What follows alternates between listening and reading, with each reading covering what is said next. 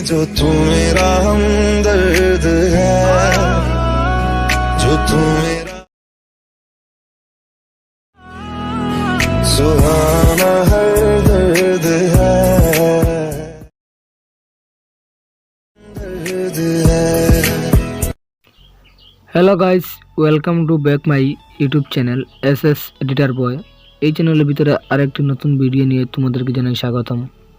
তো বন্ধুরা, কিছুক্ষণ আগে প্রিভিউতে যে ভিডিওটি দেখলেন, এই ধরনের স্ট্যাটাস ভিডিও বানাতে চান নিজের ফটো দিয়ে অথচ অন্য কারোর ফটো দিয়ে, তাহলে ভিডিওটিতে সম্পূর্ণ দেখতে থাকুন। এই ধরনের স্ট্যাটাস ভিডিও বানানোর জন্য তোমাদেরকে একটি অ্যাপসের প্রয়োজন, যার নাম এলাইট মোশন। তোমাদের কাছে যদি এলাইট মোশন না থাকে, আমি ভিডিও ডেসক্রিপশন বক্সে লিঙ্কটি প্রোভাইড করা আছে। তো ভিডিওটি শুরু করার আগে একটাই রিকোয়েস্ট, আপনি যদি আমাদের চ্যানেলে নতুন দর্শক হয়ে থাকেন তো অবশ্যই চ্যানেলটিকে সাবস্ক্রাইব করে পাশের বেল আইকনটিকে বাজিয়ে রাখুন। আর ভিডিওটিতে একটু স্কিপ করবেন না, কিছু বুঝতে পারবেন না। আমি স্টেপ বাই স্টেপ তোমাদেরকে সব কিছু বলে দিব। ভিডিওটি শুরু করা যাক।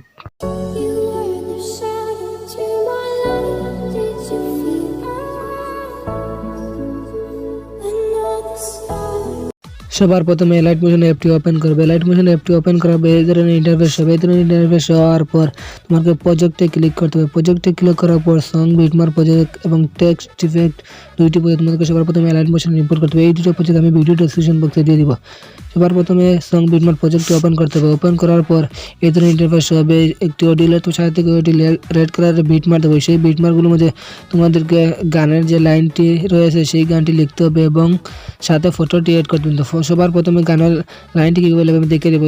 গানের লাইনটি লেখার জন্য সবার টাইমলাইন ফার্স্ট লাইনে চলে আসবে। চলে আসার পর প্লাস আইকনে ক্লিক করবে। প্লাস আইকনে ক্লিক করার পর টেক্সটের উপর